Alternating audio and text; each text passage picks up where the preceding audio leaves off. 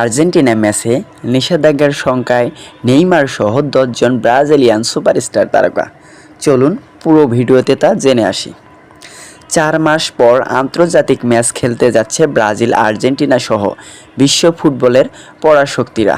চলতি মাসে লাতিন অঞ্চলের দেশগুলো ২০২৬ বিশ্বকাপের বাছাই পর্বে ২টি করে ম্যাচ খেলবে।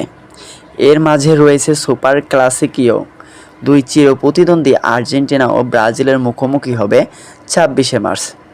সেই ম্যাচ থেকে নিষেধাজ্ঞার পড়ার সংখ্যায় রয়েছেন ব্রাজিলের ১০ জন সেলেসাওরা ফুটবলার। আর্জেন্টিনা ম্যাচের আগে ২১শে মার্চ ব্রাজিল ঘরের মাঠে খেলবে কলম্বিয়ার বিপক্ষে। সেই ম্যাচে একটি করে হলুদ কার্ড দেখলেই আর্জেন্টিনা ম্যাচ থেকে ছিটকে যেতে পারেন ব্রাজিলিয়ান এমন ফুটবলার আছে ১০ জন। কারণ বিশ্বকাপ বাছাই পর্বে ইতিমধ্যে তারা একটি করে হলুদ কার্ড দেখেছেন। কনমেবল দক্ষিণ আমেরিকা ফুটবল সংস্থার নিয়ম অনুযায়ী কোনো ফুটবলার বাছাইয়ে ২টি হলুদ কার্ড দেখলে তিনি পরের ম্যাচ নিষিদ্ধ হবেন। সে কারণে কলম্বিয়ার বিপক্ষে ম্যাচ খেলার সময় খুব সতর্কভাবে হলুদ কার্ড এড়িয়ে খেলতে হবে ব্রাজিলের ১০ জন খেলোয়াড়কে।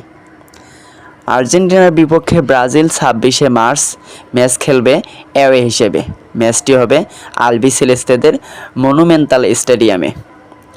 ব্রাজিলের আসন্ন ২টি ম্যাচের জন্য গত ৬ মার্চ দল ঘোষণা করেছে ব্রাজিল কোচ দরিভাল জুনিয়র, যেখানে ১ বছরের বেশি সময় পর জাতীয় দলের স্কোয়াডে ডাক পেলেন তারকা সুপারস্টার নেইমার জুনিয়র। তার দলে ফেরা নিয়ে সেলেসাওরার কোচ ও নেইমার নিজেও বেশ রোমাঞ্চিত।